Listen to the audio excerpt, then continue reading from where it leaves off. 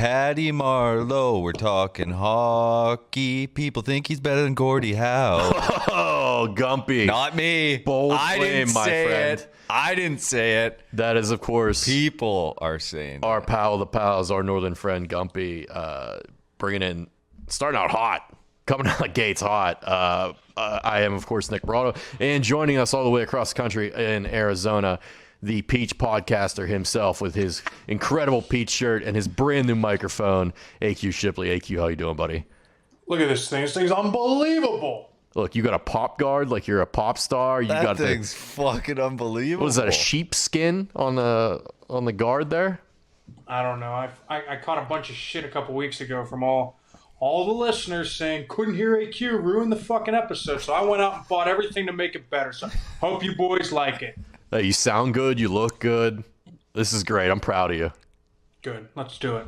Let's talk about something that didn't sound good or look good last night. The Pittsburgh Penguins. This entire episode is going to be a big achievement episode. So I will say what the Penguins did last night, they certainly achieved something that only a few have been able to do. Surviving a 6-goal onslaught by the mighty New Jersey Devils in the third period. The Devils basically looked like the 70s Soviet Union team. They came out there, they looked like the Red Army. They were skating circles around the Penguins. Tristan Jarry looked like Jimmy Craig in that exhibition game. He couldn't stop a goddamn thing. The red lamp, the light was just buzzing. The Devils were flying. And this, of course, all while the Penguins went into the period up 5-0. So, some consider it a horrible, huge meltdown. Others consider it maybe the greatest defensive stalwart effort to hold on to a lead in the history of the game. It's actually one of its kind. First NHL win after withstanding a 6-goal third-period rally by the Devils. I don't know what else needs to be said about it. I mean, give him the cup now. Give it to him. I mean, Tristan Jarry's got sunburn. The lamp was lighting his neck up all night. It was unbelievable. But, I mean, it was Team Iceland from Mighty Ducks out there. I didn't know what I was watching. This thing really was did. Unbelievable. Jarry looked like Goldberg sliding around the ice, and they weren't even shooting. They were just depositing the puck in the net behind him. I was so confused. I just saw I don't know. It was a 6-0 thing. I turned my head. I turn it back. It's 6-4. Crosby gets an unbelievable goal. I'm like, game over. And then boom, 2 more. I'm like, this is a game. This is unbelievable. I don't know what's happening. I rarely ever do this, but I'll be brutally honest here. I turned the game off going into the third period because it was a 5-0 lead. It was all but wrapped up. The Devils had no life. They had nothing. I switched over to a different game. I was like, let's see what's going on over here. Got a couple notifications on my phone later that night. And I'm like, oh shit! Like it's 7-5 right now. Turn it back on, and the Devils score with 44 seconds left, I believe. And I'm like, we got a game here. And then they had a chance to get a shot from the point with 2 seconds left that was ultimately blocked. But it was like, holy shit, if they let that one slip away, that's an all-time meltdown. Does this worry you going forward? I don't know if it worries me because they've actually been very solid on defense during this little run they've had. I mean, so I don't know if it worries me, but I'll tell you what, I thought I was having a seizure. My Apple Watch it just kept vibrating for an hour straight. Devils goals. I was just like, what? This is unbelievable. But no, I think they're fine. I think they're gonna watch the tape. They're gonna figure it out. They're getting healthy. Your best defense is your offense. We're getting Kapanen back. You're getting Malkin back. You're getting Tanev back. He's a key defender. I mean, I think once this thing rolls into the postseason, they're gonna hit their cylinder. They're gonna watch tape. They're gonna do the right thing. Jeff Carter's on the fucking score sheet now for the Penguins. Let's go. So the Devils would have been the second team in league history. This is a long history of this league, over 100 years, to tie a game after overcoming a 6-goal deficit. They would have joined the Red Wings, who ironically enough did so against the Penguins back in 1989. And that was when the Pens weren't that good, but they were on the rise. They had Lemieux, those late 80s teams. They could score a ton of goals, couldn't really defend or stop anybody, so you could see how that could happen. Another person who crowning great achievement this week, who deserves some praise, Spencer Knight. A stud, American-born goaltender, making his debut for the Florida Panthers, who we definitely don't talk about enough on this show. First goaltender born in the 2000s, Gump. to appear in an NHL game turned aside 33 of 34 shots to earn a win in his league debut. Have a night, Spencer. 2000? First goalie born in the year of the 2000s. So how old is he? You do the math. 19?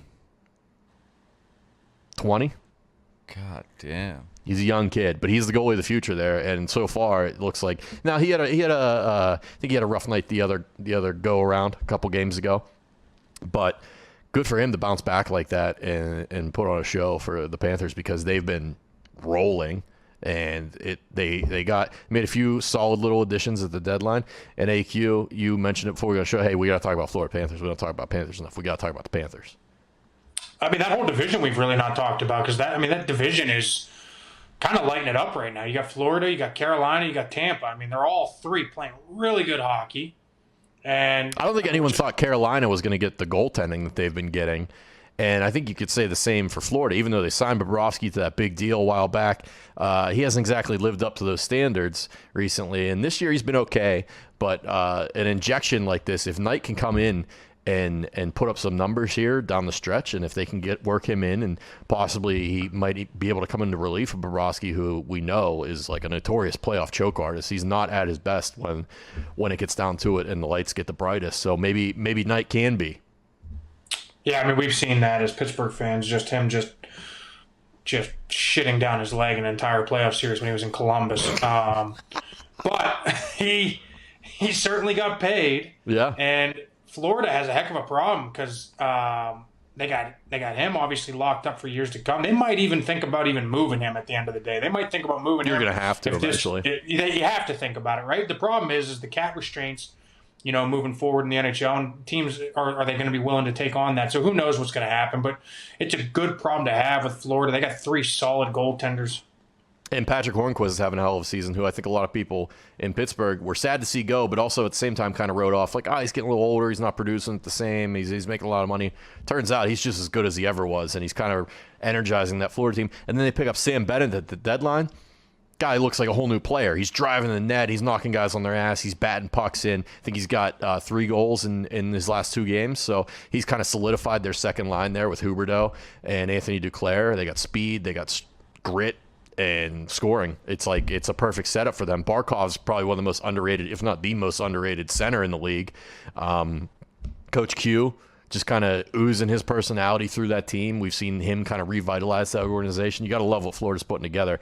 And in not nearly enough time, because those people, the fans, as few as there may be, we joke about the Florida Panther fans, but they've been waiting a long time to see a good team there. And they've had a lot of high picks, and not all of them have worked out. But it seems like recently now they've got something. And it's going to be fun to watch and see what they can do in the playoffs. Because we talked about this earlier in a different episode. We said, I don't know if it's their time yet, right?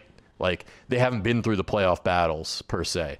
So anytime and they're not exactly a young team, I don't think. They're probably the middle of the pack when I think about it, in terms of, because a lot of those guys have been in the league for a few years now. But I don't think a lot of them have that playoff experience. But Sam Bennett does, and he'll bring that, and he'll kind of help guide that team through that. Let's talk about another big achievement episode. We're going to keep hammering this home. Last Sunday, the Canucks entered the game against Toronto as the biggest NHL underdog since, ironically enough, the Pittsburgh Penguins on February 2nd of 2006. They were plus 331, okay?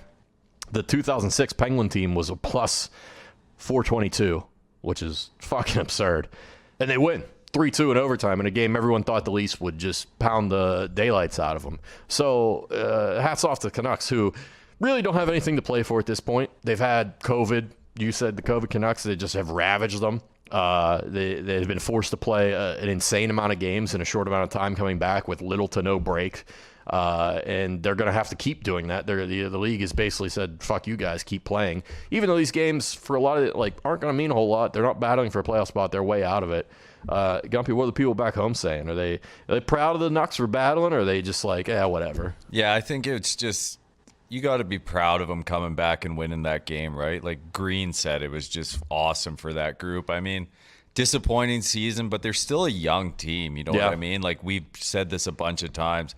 They just way overachieved in that bubble. And I think what you saw this year is kind of what they really are. But I think they're still a team that can grow and get better going forward. Yeah, there's a few more pieces to add there, but they've got the solid building blocks. They got to figure out the goaltender situation. They signed Demko, that big long deal, but I'm still not sold on him being the guy. We'll see, though. Another fantastic achievement we've got to talk about. Mark Stone has multiple points in each of his last 5 games. That's pretty nuts when you think about it. As another guy who's more of like he can score, but we know him for like solid 2-way play. He was a big pickup, big free agent signing for Vegas. That's like Crosby-esque, McDavid-esque. Multiple points in the past 5 games. Like this is a run here. And in Vegas, if that guy's clicking like this and they're rolling, like who's going to beat them in the West? At Colorado, maybe, but they're still having some goaltending and some COVID issues themselves right now. I don't think you can say enough good things about Mark Stone. You watch him play, there's like highlights out there on Twitter, him just lifting guys' sticks and being like the ultimate like defensive forward. I love watching him play. I'm jealous he's not on the Pens. He's a solid player. I mean, he was arguably probably the biggest signing at the deadline a couple years ago, right? I mean, at the end of the day, it was stud. I mean, he's been a solid player for them. He hasn't been this quite. You don't ever put him in that upper echelon, but he's got that quality of play, and he's been great for them. Vegas has been great, and you got to love what Robin Leonard said today. He said, "Hey, we're vaccinated. We're vaccinated. Stop keeping us in prison. Get us out of prison." I was gonna talk about that. Let's talk about it now. Robin Leonard gave a press conference and he was pretty pissed off at the league and basically called the league out like, hey, you guys said when players are vaccinated, the protocols would ease up a little bit, essentially. And now if you know anything about Robin Leonard's past, he's battled a lot of things. He came out and is being diagnosed and spoken openly about being bipolar. And if you know anything about bipolar, I don't know a ton, but I know being isolated is a huge trigger and just a terrible feeling and an issue for someone who is bipolar. So he gave the press conference and he kind of lit the league up, and then he clarified a little bit more on Twitter, and I'll read you his tweets. He said, as I'm frustrated like a lot of people in the world right now, everything didn't come out of today's press conference in the right way. Main point is that we need to start to take mental health important as well in this situation. It has a huge impact on everyone in society right now. To put a competitive edge before well-being of people's lives is wrong. As I said, people are struggling with many different things mentally, and we need to consider that as well. Then being lied to makes it worse. I love hockey, and the league has done a lot of good things, but they missed the mark here. My bad to say it's like a prison, and I apologize, but with mental health issues that is developing in the world, it develops problems mentally. We will see exactly how this affects everything with time. I don't mean to offend anyone. I hope we can all work together to help people that suffers through mental health from this going forward. I've heard how a lot of people are doing through this as people talk to me about it. So Robin Leonard, a guy who has had an up and down career, he's had some really high highs and some really low lows, and seemed to find a home in Vegas. And they signed him to a big deal, and everyone thinks Fleury's gone. All of a sudden, Fleury turns on his fucking A game this season, and he's back in the driver's seat. Now Leonard's the backup again, and you can kind of see why now maybe this sheds a little light on Leonard's poor play, because last year he was so good, and they gave him that contract. It's like a 5-year deal, I think, and then now it's like, what happened? Well, turns out the whole world shutting down, being left alone as a bipolar individual with mental health, battling those issues can be problematic to your play on the ice. So I feel for Robin Leonard. The league should really look at I mean, if guys are vaccinated, you almost have to hold them to a different standard than players that aren't. I understand safety is paramount and you want to keep everyone as safe as possible, but if we're vaccinating people, what's the point of even vaccinating them? If we're just going to act like it's not doing anything, it's clearly doing something. I mean, this is probably the topic that I should not get involved with.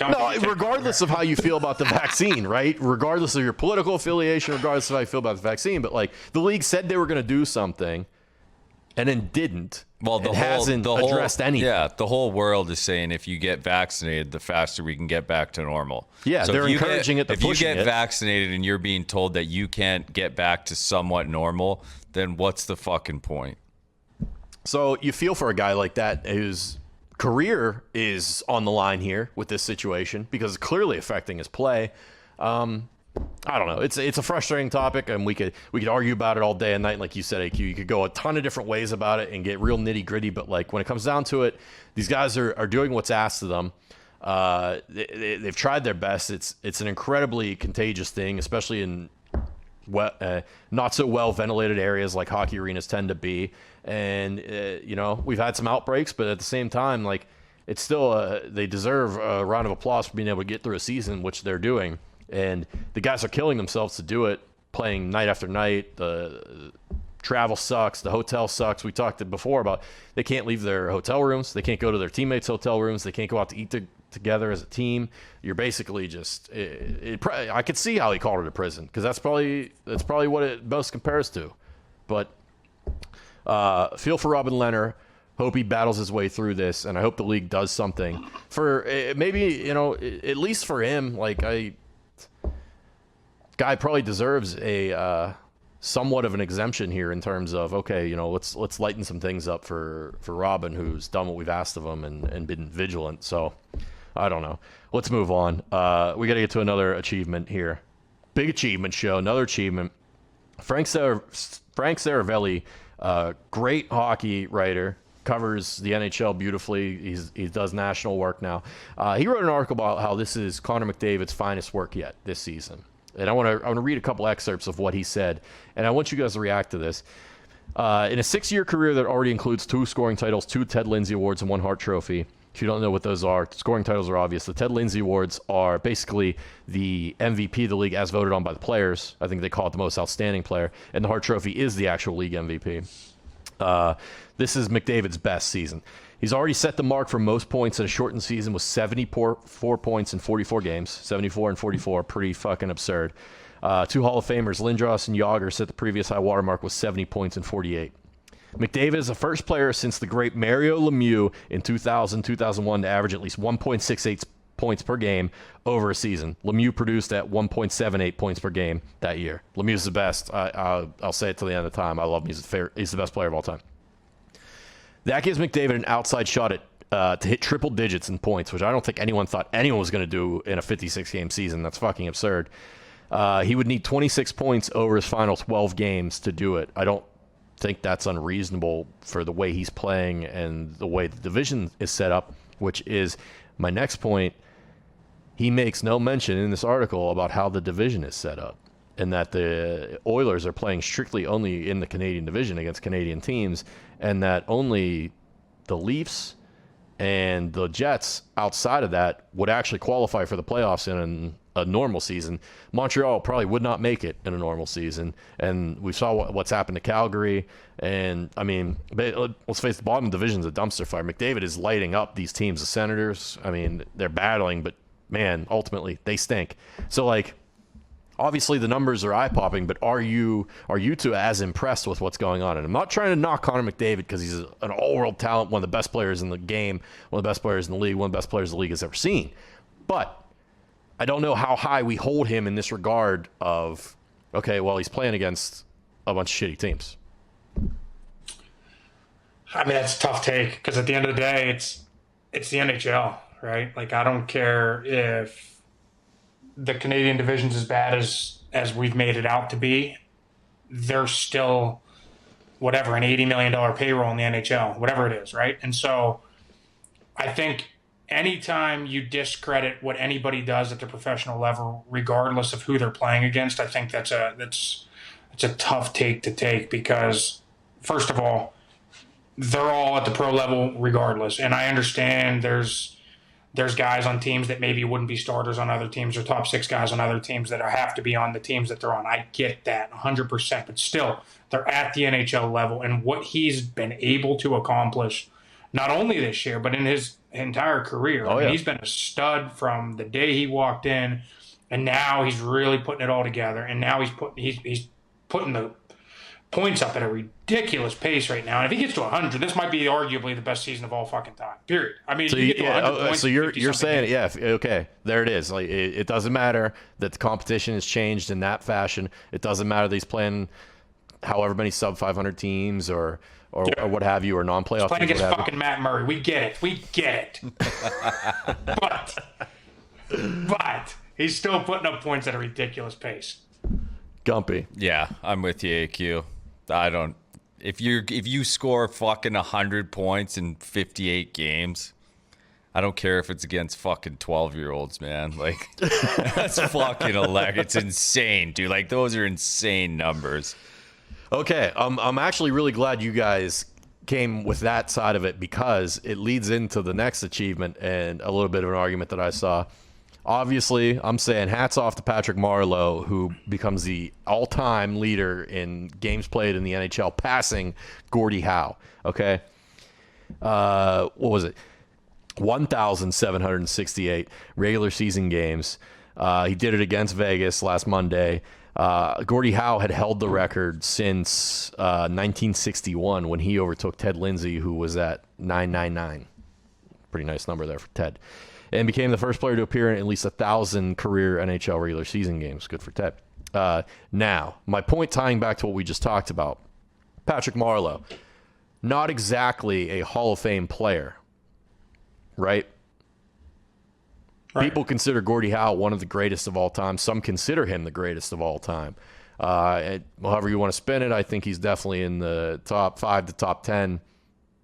Patrick Marleau isn't going to come anywhere close to sniffing that. I don't even know if he's in top 100, 200, 300 of all time great players playing the game. No major individual awards, no cups.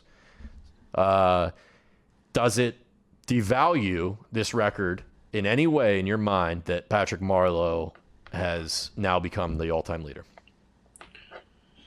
In my opinion, no. I think we're not saying that he's a better hockey player. We're not saying that he's had more production than any of these other guys. We're strictly saying that he's played the most games. And you can say what you want, but I've always had the utmost respect for the guys that have put up these numbers throughout time, and regardless of what sport. Joe Thomas in my sport, you have to look up to. I mean, in order to stay healthy, especially in hockey, football, in a physical sport where you're hitting or getting hit on a daily occurrence, right? In order to be able to have the best ability, and that's availability, every single year, strapping them up, suiting up, and being available for your team, you have to have a certain amount of luck. You have to have a certain amount of professionalism by taking care of your body and doing all the other things and the little things off the ice, on the ice, whatever it may be. But to have that achievement is unbelievable. I mean, that is an absurd amount of games. And like I said, you have to have a little bit of luck involved, but you also have to be doing all the right things on and off the ice. Shout out to their equipment guys for putting together pretty awesome gloves for that achievement as well. They were cool. They were sweet. And it was like, I almost forgot that he was a Penguin. He was deadline pickup. And then they had the Pens logo on there. And I'm like, oh, look at that. Look at that. I thought that was pretty cool. Good for him. Now, I feel very similar to you. I think it's easier to play longer now because of the advancements in nutrition, just technology in general, medicine, so on and so forth. But I don't think that diminishes what he's done, because if he wasn't good enough, team's got no problem cutting you, trading you, dumping your salary, getting rid of you. Now, he's been moved around a little bit. His performance has obviously declined in recent years, and a lot of people say look to his stats this year, where he's got 45 games played, he's got 4 goals, 4 assists, 8 points. He's a -4 on a bad Sharks team. It's just as many goals as Taylor Hall, I'm just saying. Exactly. Who just went for a second-round pick and was claimed to be one of the best deadline pickups out there. Now, circumstances slightly different, age factoring in, potential, all that, but like what he's done is nothing short of incredible. To break a record like that one of the greatest players of all time has held, is outstanding. He should be applauded for it. He should not be detracted and torn down because he isn't as talented or hasn't put up the numbers that Gordie Howe has. I don't think he's clinging along and just chugging along. I genuinely believe him when he said, like, I love playing the game. How could you not? It's a kid's game. AQ, you could probably speak to this better than anyone.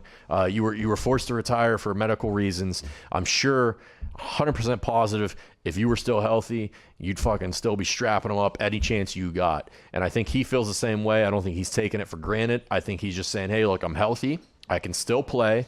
Maybe not the level I once did, but I can still go out here for a bad team and be a veteran presence and help these young kids out. And I applaud that. And I don't think anyone should speak any less of him for doing that. I don't think it takes away from the luster of this achievement at all.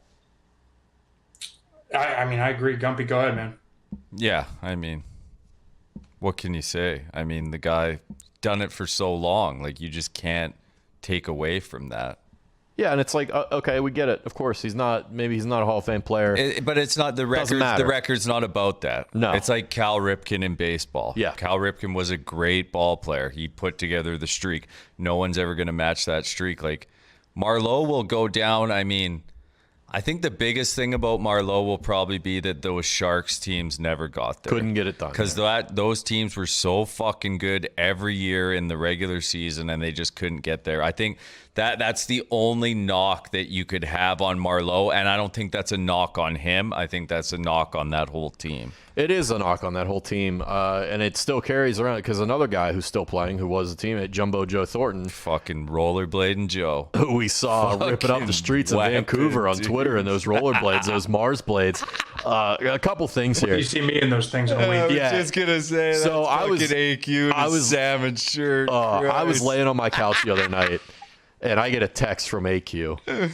Hey, you know any good rollerblades? I'm looking to get some. So I sent him the Mars blades. I was like, these are what NHL guys use. Tell them what you said back first. You asked, hey, man, are you okay? They don't got Hoka blades, AQ? If they did, I'd be the first ones to buy. I was like, I thought you were getting into roller hockey. I thought you were going to go rip around the block or go, rip the stick out. Turns out, no, you just wanted another workout. You just wanted to get your calf game and your quads up to speed, and I respect that. That's it. Heard it's a great workout. I'm tired of biking all the time. Did a 17-mile bike ride today. It gets real lonely. 17 just miles. Just riding for miles on a bike. Oh, you're one of these guys now. You're one of these fitness guys now. Fucking Mr. Fitness. Hey. You're wearing your coming off. You're wearing your pea shirt. You got your glow. You're riding your bike. Now you're going to rollerblade. Good for you. I'm proud of you. Thanks, guys. You're going to become insufferable, but I'm happy for you. Yeah, it's okay. It's okay. But back to, do you think this is maybe why Toronto has been losing to the Canucks lately, who've been ravaged by COVID? They're too busy skating around town, Gumpy, because Vancouver, a beautiful place. But we saw Austin Matthews and we saw Jumbo Joe. Joe looks like he's like... He's a fucking caveman, dude. Yeah, but he looks like he's like 20 years old again. That's what shirt off, big beard blowing. He's got the little satchel. He's got his little gimbal with his phone in it. He looks like a YouTuber skating around the city. I loved it. The Leafs are fucking struggling a bit. Goaltending, man. It's all goaltending right now. There's some stats. I don't have them on me, but they have arguably the worst goaltending stats over the last 2 weeks. And Freddie Anderson, they lost 5 straight. Yeah, I think so. They can't, when you got no faith in what's behind you, I mean, that's been the issue with them for years, man. Just got to get healthy and figure it out. Jack Campbell was looking so good for them for so long, and now I think that finally that buzz has worn off, and he's kind of come back down to earth a little bit, and it couldn't have been at a worse time for them. Yeah, after the deadline. After what has happened to them this season and the run they've been on, if they get bounced in the first round again, that city may Remember, it happened to Tampa Bay, dude.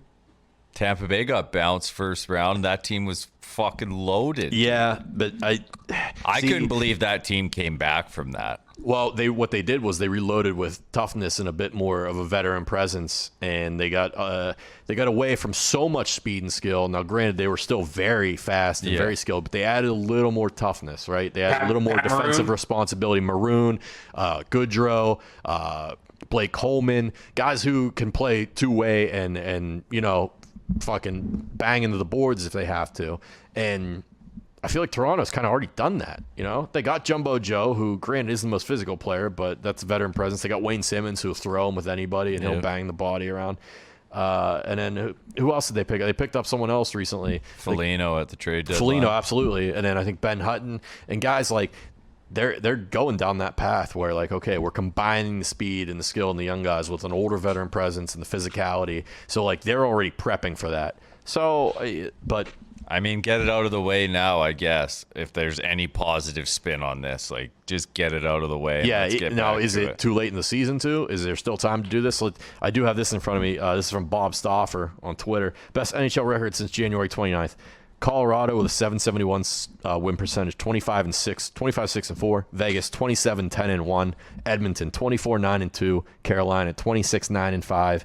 Islanders 25-9-4. Now we always know this is like right at the time of the year where you start to look for those teams to get hot that are going to go on the run. They're going to be the Cup champions. It tends to happen all the time. You rarely ever see a team just like crawl to the finish line and then get hot and go. It's always a team that's playing very well going in. So are those the favorites right now in your guys' minds? Colorado, Vegas, Edmonton, Carolina, and the Islanders. I tend to not put Edmonton in that group. I'd probably drop them a tier below. I still think Tampa Bay could run it back. I really do. If they get Kucherov back, now Stamkos going out Yeah. is problematic, but if they get Kucherov back, that's a huge fucking boost. Colorado might be the best team in the league, right? I mean, I don't think we talk about them enough either. I mean, they got so much freaking talent. It's not even funny. Yeah, and they're set up good salary cap wise too. Their only issue is the goaltending situation, and they've managed. It's not a full on breakout of COVID. They've got some issues, but if they can get that sorted, they're going to be a tough out. And the Islanders, man, it's like we talked about, steady Eddie. They just keep coming no matter what. So and we were concerned after the injury with the Islanders, and they've just continued right on through there. It didn't even affect them. Absolutely. And I'd put like teams like the Penguins and Bruins right below in that second tier where they're contenders, but they're gonna probably gonna need some help. I'd put the Capitals in there, and then I would put Edmonton in that tier as well. I don't know how you guys feel, but that's kind of where I'm seeing things shake out.